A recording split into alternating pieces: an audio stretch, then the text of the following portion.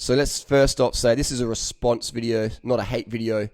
Let me just plug this bad boy in. This fucking battery's dead. Phil Gaimon, the ex-pro racer. We did a little video earlier in January, Adelaide here this year. I haven't put up yet. There was a bit of a disagreement. So if you do want to see that content of me and Phil hanging out, give this video a thumbs up. You know, people said, "Hey Harley, how come you haven't put the video up?" I just wanted to see how Phil would go down the track. And so today he started a bit of a drama campaign against durianrider. So I thought, okay, we'll play the drama tennis. We'll hit it. But if you do want to see that footage, I'll let my viewers decide. If you want to see it, give this video a thumbs up. If you want to see our interactions, etc., you can make your own decisions and judgments there. So this is not a hate video.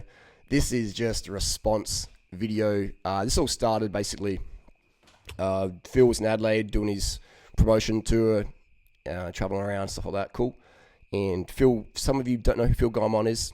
A lot of my viewers don't know who he is. He's a ex-professional cyclist who raced for a doper team, a guy who was an ex-doper who started the team, Jonathan Valdez, who was a Lance Armstrong beneficiary of the US Postal Days, where they got a lot of money and a lot of respect in the peloton, etc. So Jonathan Valdez started up a team.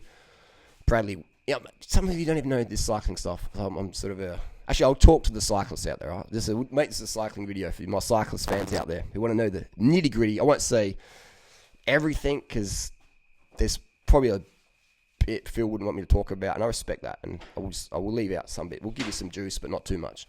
So anyway, basically, Phil Gaimon is a guy who's got a tattoo on his arm of a bar of soap, and that says clean. So Phil's claim to fame is he doesn't take any drugs, any pharmaceutical drugs. He doesn't take anything. If it's legal or illegal, he sees any pharmaceutical drug as doping. So no vitamin injections, no iron injections, no painkillers, legal or illegal, no EPO, no blood doping, no hormones, nothing, no cortisone, nothing. If it's illegal or legal, doesn't matter. If it's a pharmaceutical product, he doesn't take it if it's going to increase his performance. So no asthma puffers, nothing. Clean as a whistle, just a shit ton of caffeine. The guy is a fucking caffeine addict. And the first time you meet him, you can tell he's bouncing off the wall. So for me, that much caffeine isn't clean. It is performance enhancing. But that's personal opinion there. So I wouldn't wear a clean tattoo personally if I was using caffeine for performance. That's just my little trip there. But a lot of people disagree with me there. Anyway, so Phil Gaimon, he talks about how dirty cycling is. It's full of drugs, etc. And yeah, true. But the thing is he only got a contract because the head of the team, Jonathan Valdez, could get enough sponsors from the old Lance Armstrong days. So Phil is quick to trash onto... can we get some light in there, baby? Because I was like more of a ghost than I am. Phil is quick to trash Lance Armstrong and Jonathan Valdez, etc. But they're the people who, Lance Armstrong pioneered the path and created the jobs, etc. that all these people have. So a lot of people hate on Lance Armstrong, but Trek, Oakley, Giro, Nike, all these companies that had fuck all status in cycling before Lance Armstrong and now have a massive status, that's all because of Lance. So Jonathan Valdez's team. Jonathan Valdez only got the sponsors, etc., connections because of Lance Armstrong. Tom Wise, all that crew. You can dig deeper if you want more information on that. And so people are quick to judge, Lance was a doper, blah, blah, blah. But it's like, well, he made the current, Drapac team. Not Drapac, so that team, Jonathan Valdez. He made Jonathan Valdez. All right? The sponsors involved doesn't really matter too much, but it's Jonathan Valdez, the kingpin, creating the team, and that's good. Awesome. We love to watch pro cyclists. We love watching cycling, clean or unclean or whatever. I don't give a fuck. We just love watching it, and we hope everyone stays safe. And we hope that the spotlight goes to other sports regarding doping. Because I'll tell you what, man, it's like soccer, swimming, running. Fucking, Kipper J ain't running fucking that marathon time on fucking strong coffee, man. That's just human physiology. It's the world we live in. It's a cutthroat world. And so a few years ago on a Tumblr post, I wrote something about, someone said, what's your opinion of Phil Gaimon? And I just finished reading his book. I forget which one it was called. Maybe it was Draft Animals or something like that. Anyway, it was a book where he talked about how he got a job as a pro cyclist. And in that book, he mentioned Tom Danielson, Tommy D, which was a guy who got a contract, because of Lance Armstrong and, did quite well. But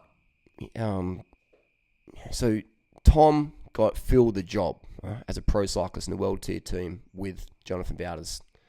And then when Tom got busted again, he just totally trashed the fuck out of Tom.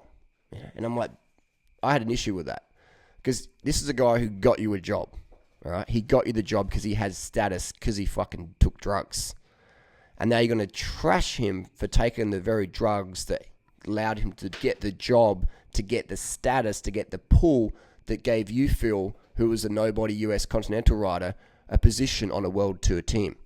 And so now you find out that he got busted, and you go, oh, I can't support that. But bro, you wouldn't have ever had a fucking contract if it wasn't for fucking Tommy D sticking a fucking ampoule of fucking Epigen in his arm. Alright? It wouldn't have happened, man. So you don't have to agree with drugs. You don't have to take drugs, but you can't be a fucking hypocrite and give Tommy D shit for creating his status that got you a fucking job in the first place. Alright? So this is not hate. This is just being totally fucking honest. You bit the hand that fed you. And I had an issue with that, so I left a comment on my Tumblr pages. I got 30,000 posts on Tumblr a few years ago. And some little Adelaide beta troll who fucking stalks my every fucking move, there's a few of them, he messaged Phil that and says, look at that, durianrider's talking shit about you, you shouldn't put him in the vlog, blah, blah, blah, blah. There's a million fucking idiots out there, but that's the internet, they live there. And so Phil's like, oh, and then Phil messaged me on Instagram, we had this long conversation, and Phil's one of these people out there, which cracks me. You know, we're talking, you know, and Phil's the sort of guy who'll just leave you on scene. You're trying to have a communication, you're trying to discuss something, and dude will read what you said and leave it on scene, no reply, or one word reply, whatever. And it's like, how the fuck, and I understand he's a lot younger than me, I'm 41, so I guess I like to communicate in my elderly years, a lot more than I did back in the day.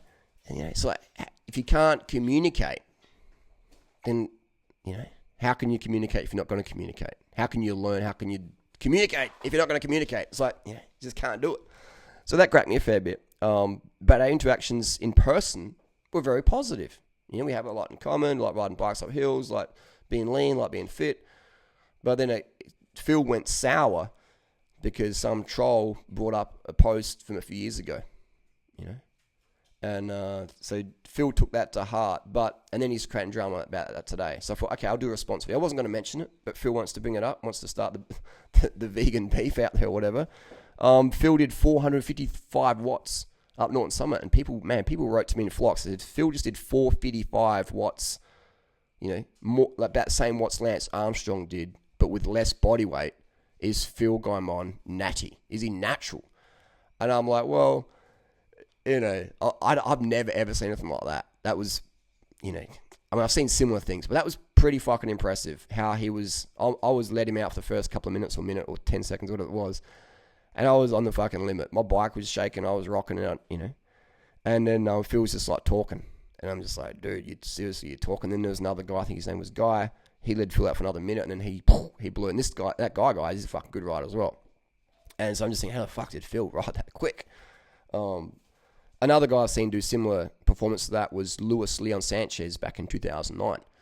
We're going at Wollonga Hill, and Leos just launched. And then there's Valverde.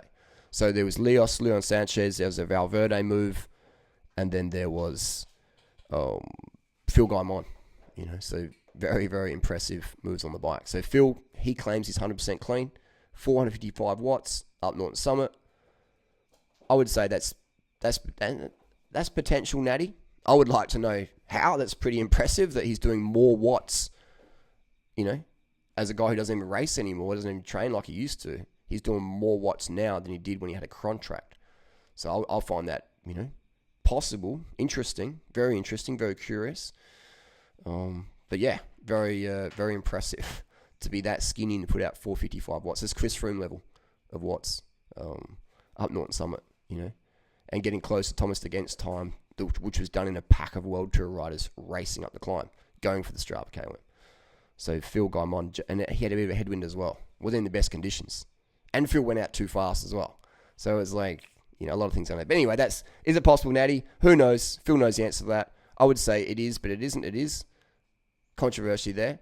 But either way, Phil should, if he's got that much watts, I don't understand why he doesn't have a contract. I don't understand why there's no team in the US who won't give Phil Gaimon a contract, but he's riding so strong. I understand that. Is it his personality? Is he abrasive to some people? Is he like me? I'm abrasive to a lot of people. Some people have written to me, they've been old teammates of Phil and said he takes things a bit personally. Hey, I'm similar as well. Is it his personality that's holding back his potential there? Who knows?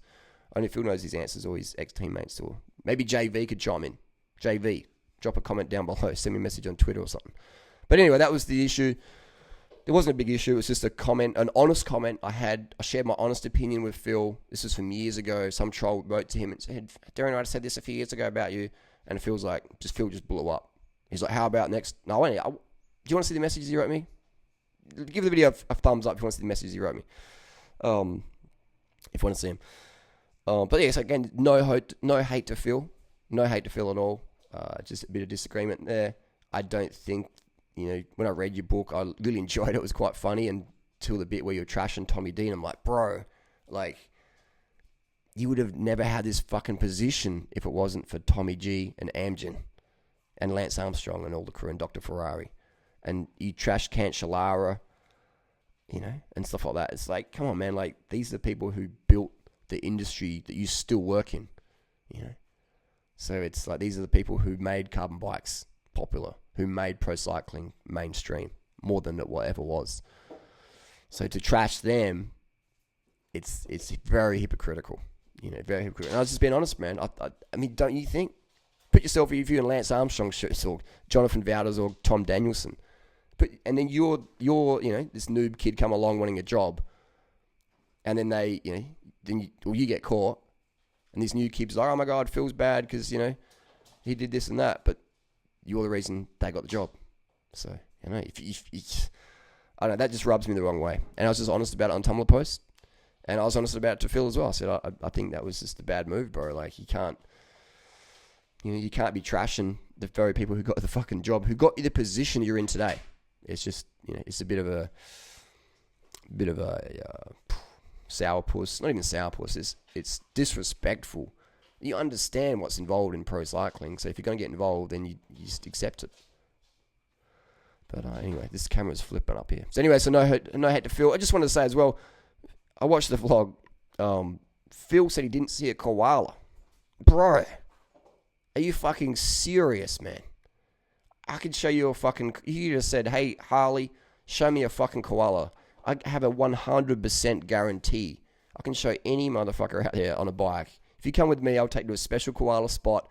100% of the time, guaranteed to see a wild koala in the wild, on a tree, or maybe when you walk across the road. You even pat them. The amount of American friends I've had who have showed koalas to, or Europeans. Man, you came to Australia and you didn't fucking see a koala. That is an epic fail. You just had to fucking message me, bro. Will that ever happen again? Probably not. Anyway, if you guys want to see more content, more drama, not drama, but you want to see more interaction, what was happening, then give it a thumbs up. If you don't, give it a thumbs down. Moving on. No hate. Just sharing comments and criticisms.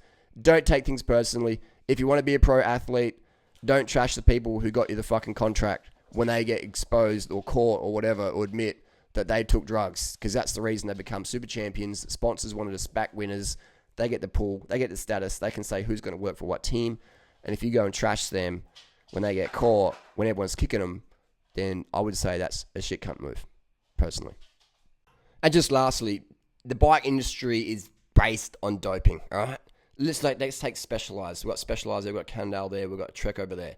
None of us would really know these brands, at a mainstream level. Specialized, how many dopers have they sponsored over the years?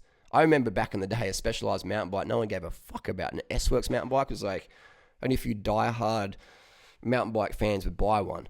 But then when Philip Meerhager won the 2003 World Champs in a Specialized Epic, that bike went bang. This is the worst bike I've ever bought. It's the latest Epic S-Works. The suspension design is terrible. I'm on the third shock, maybe number 4 soon.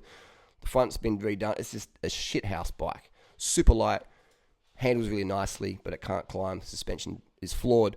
Cannondale, they sponsored their dopers back in the day. They wouldn't be the brand they are now if they didn't have... I'm not even going to mention any names there, but think of the dopers that came through Cannondale over the years. Same with Trek, Lance Armstrong, Conador, The big guns. You know, if you're in cycling, you know who I'm talking about. If you don't be so fucking naive to think that your favourite champion out there, you know, is doing it on fucking a strong latte. It's such a cutthroat world, man. It's a cutthroat world. So that's why, Phil can't get a job in the World Tour, because he's so